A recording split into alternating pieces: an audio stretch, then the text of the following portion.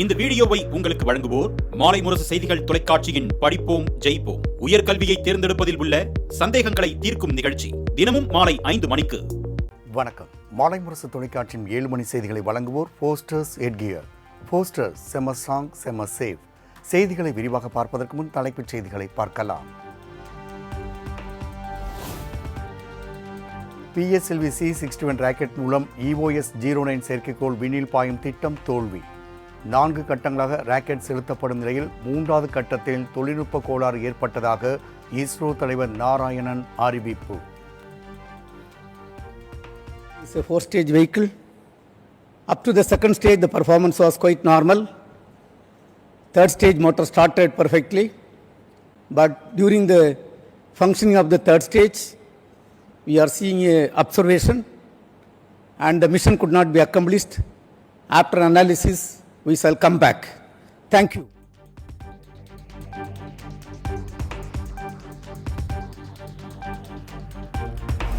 PSLV C61 rocket தோல்வி குறித்து ஆய்வுக்கு பிறகு விரிவான தகவல் வெளியிடப்படும். 441 கிலோமீட்டர் தொலைவில் ராக்கெட் சென்று கொண்டிருந்த போது தொழில்நுட்ப கோளாறு என இஸ்ரோ தலைவர் நாராயணன் தகவல். We are seeing observation. The motor pressure, there was a fall in the chamber pressure of the motor case,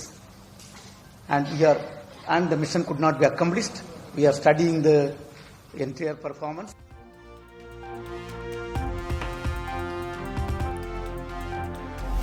மும்மொழிக் கொள்கையை ஏற்றுக்கொள்ளவில்லை என்பதால் 2000 கோடி ரூபாய் நிதியை தராமல் மத்திய அரசு முரண்டு பிடிப்பதாக முதலமைச்சர் மு.க. ஸ்டாலின் குற்றச்சாட்டு. தமிழ்நாடு அரசு சார்பில் மத்திய அரசுக்கு எதிராக உச்ச நீதிமன்றத்தில் வழக்கு தொடரப்படும் எனவும் ஆவேசம். ஒன்றிய அரசு தர வேண்டிய 2152 கோடியை தராம முரண்டு பிடிக்கிறத பற்றி உங்கள் எல்லாருக்கும் தெரியும். மாணவர்களுக்கு ஆசிரியர்களுக்கு சேர வேண்டிய அந்த நிதியை தங்களுடைய பெட்டி பாலிடிக்ஸ்க்காக ஒன்றிய அரசு தடுத்து நிறுத்தி இருக்கு. இதுக்கு எதிரா நிச்சயமா உறுதியா தமிழ்நாடு அரசு உச்ச நீதிமன்றத்தில் வழக்கு தொடரத்தான் போகிறது.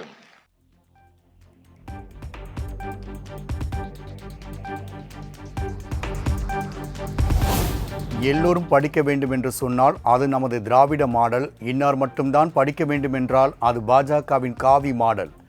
தேசிய கல்விக் கொள்கை 2020 எனும் மத யானை நூல் வெளியீட்டு விழாவில் முதலமைச்சர் மு.க. ஸ்டாலின் பேச்சு.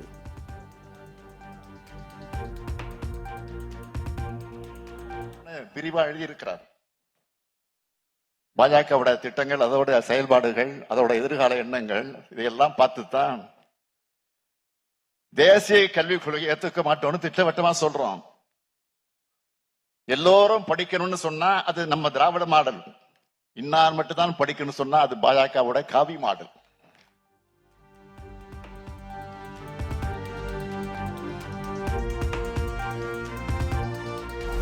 கல்வியை மாநில பட்டியலுக்கு கொண்டு வருவதற்கான போராட்டம் தொடர வேண்டும் என முதலமைச்சர் மு.க. ஸ்டாலின் வலியுறுத்த பாடத்திட்டம் தொடர்பான அதிகாரம் மாநில அரசுக்கு இருக்க வேண்டும் எனவும் திட்டவட்டம்.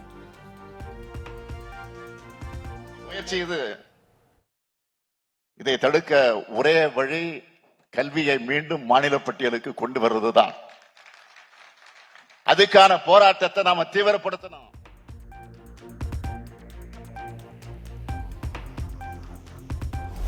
சென்னை அடுத்த ஆவடியில் மின்தடையால் பாதிக்கப்பட்ட நீட் தேர்வு மாணவர்களுக்கு மறுதேர்வு நடத்த உத்தரவிடக் கோரிய வழக்கு. இளநிலை நீட் தேர்வு முடிவுகளை வெளியிட சென்னை உயர்நீதிமன்றம் தடை விதித்து உத்தரவு.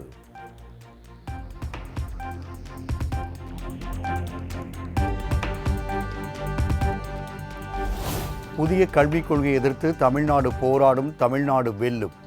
எத்தனையோ சூழ்ச்சிகளை எதிர்த்து போராடி தமிழ்நாடு வென்றுள்ளது என்றும் துணை முதலமைச்சர் உதயநிதி ஸ்டாலின் பேச்சு.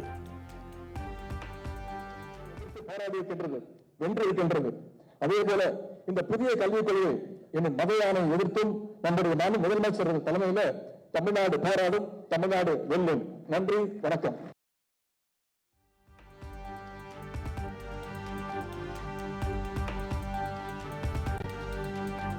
ஜூன் 1ஆம் தேதி திமுக பொதுக்குழு கூட்டம் மதுரையில் நடைபெறவுள்ள நிலையில் மூத்த நிர்வாகிகளோடு அண்ணா அறிவாலயத்தில் முதலமைச்சர் மு.க. ஸ்டாலின் ஆலோசனை. TR பாலு, திருச்சி சிவா மற்றும் அமைச்சர்கள் மா சுப்பிரமணியன், ஏவா வேலு, ரகுபதி உள்ளிட்டோர் ஆலோசனையில் பங்கேற்பு.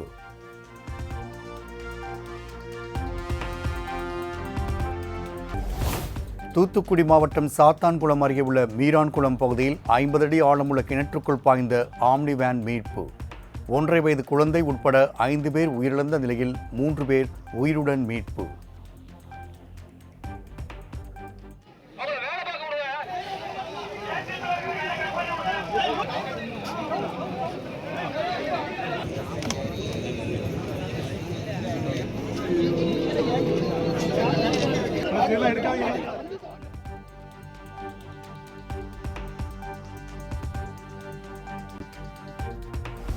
அரசியல் உள்நோக்கத்தோடு சோதனை மேற்கொண்டு தமிழ்நாடு அரசின் ஊழியர்களை அமலாக்கத்துறை துன்புறுத்துவதாக அமைச்சர் முத்துசாமி குற்றச்சாட்டு. சோதனைக்கு எதிராக சட்டப்பூர்வ நடவடிக்கை மேற்கொள்ளப்படும் என்றும் உறுதி.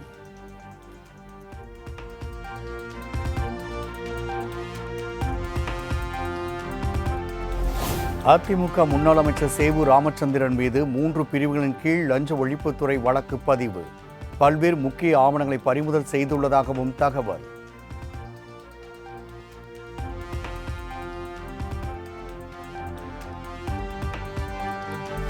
போலி வழக்குகளின் அடிப்படையில் நடத்தப்படும் சோதனைகளால் அதிமுகவை அசைத்து கூட பார்க்க முடியாது.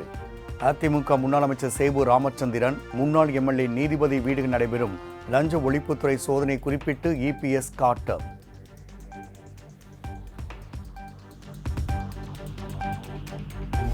அதிமுகவின் தேர்தல் பணியை முடக்கும் விதமாக அரசியல் காழ்ப்புணர்ச்சியுடன் லஞ்ச ஒழிப்புத்துறை சோதனை நடைபெறுகிறது. அதிமுக முன்னாள் அமைச்சர் RB உதயகுமார் குற்றச்சாட்டு. ஏற்படுத்த முடியாது என்பதுதான் கடந்த கால வரலாறு. அது மாண்பு முதலமைச்சர் அவர்களுக்கும் நன்றாக தெரியும்.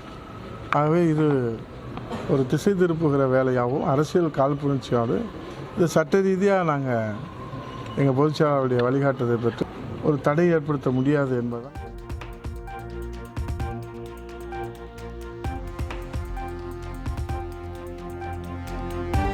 இந்திய ராணுவ வீரர்கள் குறித்து அதிமுக முன்னாள் அமைச்சர் செல்லூர் ராஜு சர்ச்சையாக பேசிய விவகாரம். ராணுவ வீரர்களின் மனம் காயம் பட்டிருக்குமேயானால் மன்னிப்பு கேட்டுக்கொள்கிறேன் என செல்லூர் ராஜு X வலைதளத்தில் பதிவு.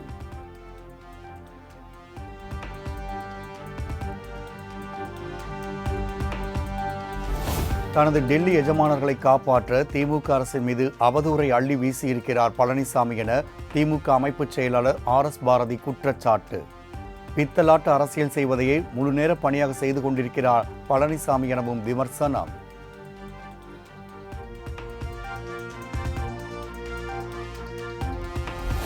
தமிழ்நாட்டில் திமுக கூட்டணி எதிர்க்கும் வலுவான அணி உருவாகவில்லை. அதிமுக மற்றும் பாஜக கூட்டணி நீடிக்குமா என தெரியவில்லை. திமுக கூட்டணியில்தான் VCK தொடரும், அதில் எந்த ஊசலாட்டமும் இல்லை என VCK தலைவர் திருமாவளவன் பேச்சு. திமுக கூட்டணி வலுவாக இருக்கிறது. திமுக கூட்டணி மட்டும்தான் இப்போது ஒரு வடிவம் பெற்ற வலுவாக இருக்கிற ஒரு அணியாக இருக்கிறது. திமுக கூட்டணியை எதிர்க்கிற அணி இன்னும் உருவாகவே இல்லை. தமிழ்நாட்டில் திமுகவை கூட்டணியை எதிர்ப்பதற்கு ஒரு வடிவம் பெற்ற அணியே உருவாகவில்லை.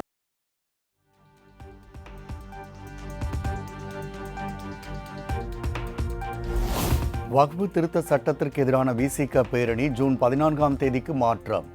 முன்பு வருகிற 31ஆம் தேதி பேரணி நடைபெறும் என கூறப்பட்ட நிலையில் புதிய தேதியை அறிவித்தார் அக்கட்சியின் தலைவர் திருமாவளவன்.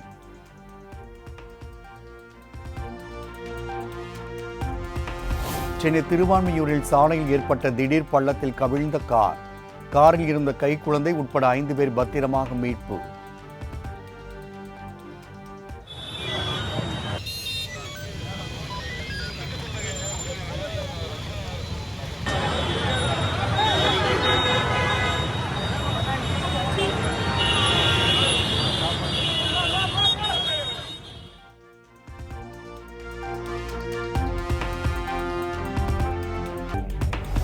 வரும் சட்டமன்ற தேர்தலுக்குள் இருவரையும் ஒன்றிணைத்து அதிக இடங்களில் வெற்றி பெறுவோம் என GK மணி நம்பிக்கை. பாமகவில் ஏற்படும் பிரச்சனைகளுக்கு தான் காரணம் அல்ல எனவும் விளக்கம். குடும்ப பாசத்தோடு இருக்கிற கட்சி மிக விரைவில் ஒரு சுமூகமான தீர்வு வரும் அப்படிங்கிற நம்பிக்கையோடு நான் தீவிரமாக முயற்சி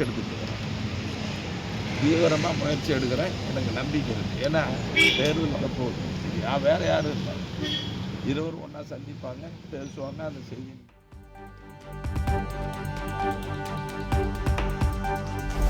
தமிழ்நாடு அரசின் 4 மசோதாக்களுக்கு ஆளுநர் ஆர்.என். ரவி ஒப்புதல். பட்ஜெட் கூட்டத்தொடரில் 18 மசோதாக்கள் நிறைவேற்றப்பட்ட நிலையில் 4 மசோதாக்களுக்கு மட்டும் ஒப்புதல்.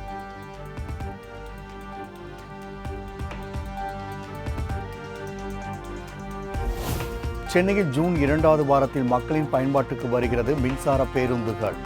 அதிக இருக்கைகள், சிசிடிவி கேமரா, சார்ஜ் போடும் வசதி என கூடுதல் வசதிகளோடு இறுதிக்கட்ட பணிகள் நடைபெற்று வருவதாக தகவல்.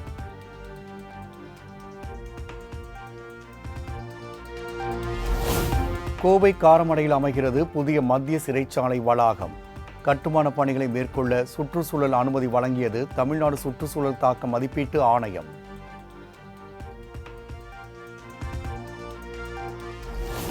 கரூர் சின்ன வடுகப்பட்டி அருகே நடைபெற்ற சாலை விபத்தில் ஒரே குடும்பத்தை சேர்ந்த 5 பேர் உயிரிழப்பு. தலா 3 லட்சம் ரூபாய் இழப்பீடு வழங்க முதலமைச்சர் மு.க. ஸ்டாலின் உத்தரவு.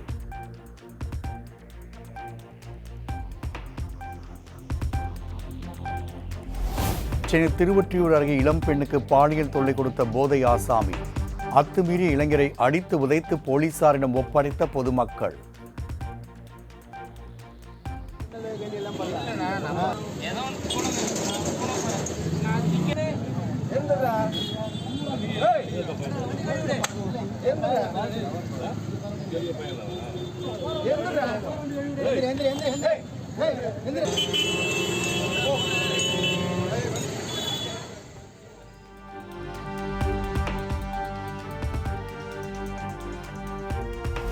செங்கல்பட்டு மாவட்டம் பெருங்களத்தூர் அருகே பிரியாணி வாங்கியதற்கு பணம் கேட்ட கடையின் ஊழியர்கள் மீது கொடூர தாக்குதல்.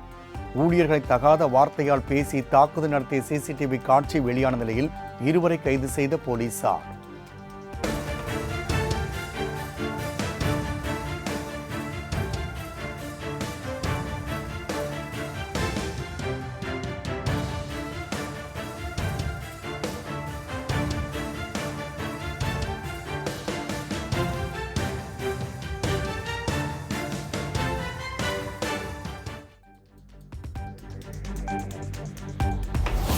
கள்ளக்குறிச்சி மாவட்டம் சங்கராபுரம் அருகே உள்ள மாத்தூரில் மூதாட்டி மீது கொடூர தாக்குதல்.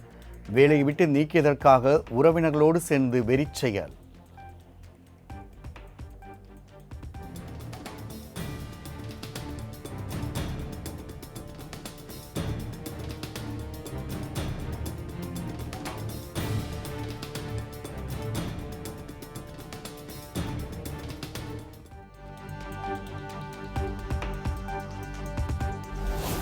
தமிழ்நாட்டில் ஒரு நாளைக்கு 8 முதல் 10 பேர் வரை கொரோனா தொற்றால் பாதிப்பு.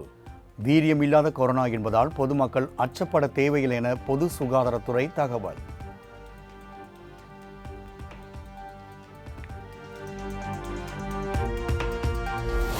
தஞ்சாவூர் மாவட்டம் சூரக்கோட்டையில் தனியார் பேருந்தை வழிமறித்து தகராறில் ஈடுபட்ட போதை ஆசாமிகள். தட்டி கேட்ட பெண் காவலரை இளைஞர் தரைக்குறைவாக பேசிய வீடியோ இணையத்தில் வைரல்.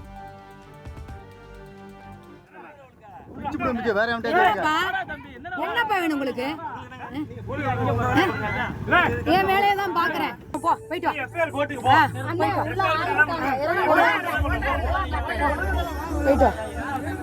வண்டி 2 வீலர் எடுங்கப்பா.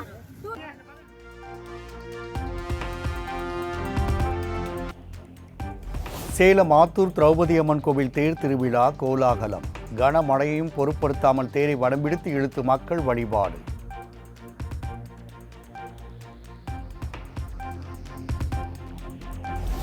அரபிக்கடல் பகுதியில் வரும் 22ஆம் தேதி குறைந்த காற்றழுத்த தாழ்வு பகுதி உருவாக வாய்ப்பு. சென்னை வானிலை ஆய்வு மையம் கணிப்பு.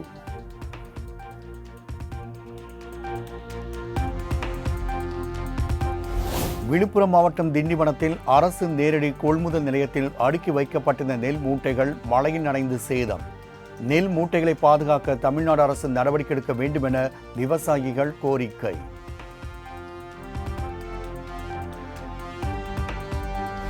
தமிழகத்தின் பல்வேறு மாவட்டங்களில் பலத்த சூறைக்காற்றுடன் பெய்த மழையினால் ஆயிரக்கணக்கான வாழை மரங்கள் சேதம்.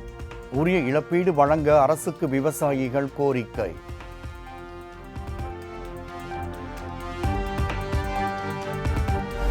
நாகப்பட்டினம் சுற்றுவட்டார பகுதிகளில் இரவில் கொட்டி தீர்த்த கனமழை.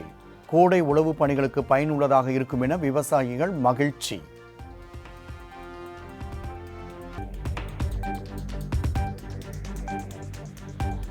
பாகிஸ்தானின் 15 விமானப்படை தளங்களை இந்தியா தகர்த்துள்ளதாக மத்திய உள்துறை அமைச்சர் அமித்ஷா அறிவிப்பு. ஆபரேஷன் சிந்தூரால் பாகிஸ்தானிய பொதுமக்களுக்கு சிறிய பாதிப்பு கூட இல்லை என்றும் திட்டவட்டம்.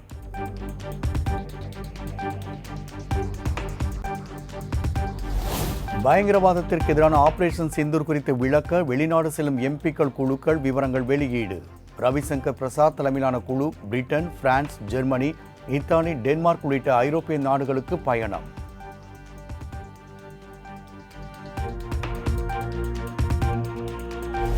தீவிரவாத ஒழிப்பு விவகாரம் தொடர்பாக உலக நாடுகளுக்கு விளக்கம் அளிக்க கனிமொழி உள்ளிட்டோர் அடங்கிய குழுவை அமைத்தது மத்திய அரசு.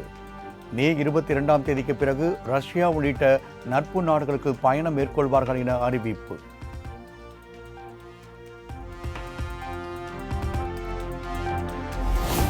ஆபரேஷன் சிந்தூர் குறித்து முன்கூட்டியே பாகிஸ்தானுக்கு தகவல் தெரிவித்தது ஏன்? வெளியுறவுத்துறை அமைச்சர் ஜெய்சங்கருக்கு மக்களவை எதிர்க்கட்சித் தலைவர் ராகுல் காந்தி கேள்வி.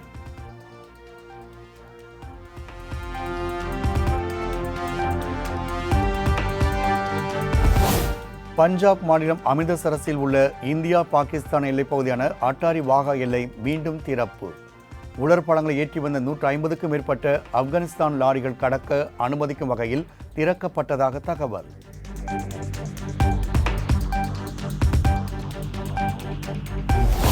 விரைவில் வெளிவருகிறது புதிய 20 ரூபாய் நோட்டுகள். மகாத்மா காந்தி உருவத்துடன் வெளியிடப்படும் என ரிசர்வ் வங்கி அறிவிப்பு.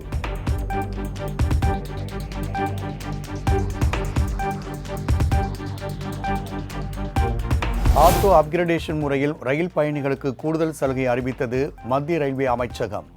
காத்திருப்போர் பட்டியல் உள்ளவர்களுக்கு 2ஆம் வகுப்பு ஏசி பெட்டியில் இருக்கை காலியாக இருந்தால் கூடுதல் கட்டணமின்றி ஒதுக்கீடு.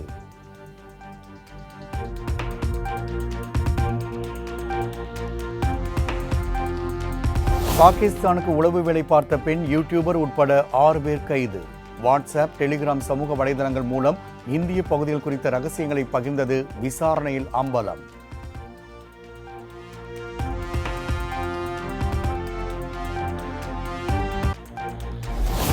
இந்தோனேஷியாவின் சுமத்ரா பகுதியில் அதிகாலை ஏற்பட்ட நிலநடுக்கம்.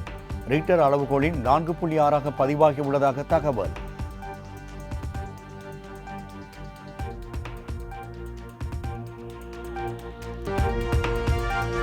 பெங்களூருவில் தொடர்ந்து பெய்த கனமழையினால் RCB மற்றும் KKR அணிகளுக்கு இடையிலான போட்டி டாஸ் போடாமலேயே ஒத்திவைப்பு. இரு அணிகளுக்கும் தலா 1 புள்ளி வழங்கப்பட்டதால் முதலிடத்தில் நீடிக்கிறது RCB அணி.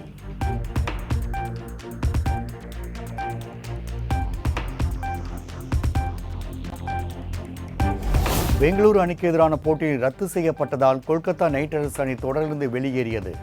சென்னை, ராஜஸ்தான், ஹைதராபாத் அணிகளை தொடர்ந்து கொல்கத்தா அணி வெளியேறியதால் ரசிகர்கள் கவலை.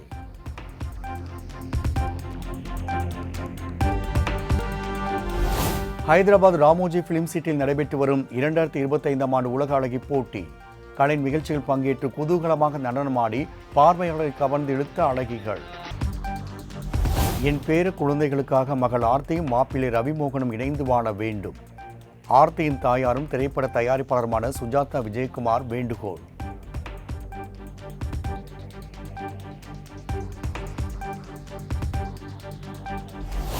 ரவிமோகன் நடித்த படத்தினால் ஏற்பட்ட கடனுக்காக தற்போது வரை வட்டியை நான் மட்டுமே கட்டி வருகிறேன். ஆர்த்தியின் தாயார் சுஜாதா விஜயகுமார் பரபரப்பு குற்றச்சாட்டு.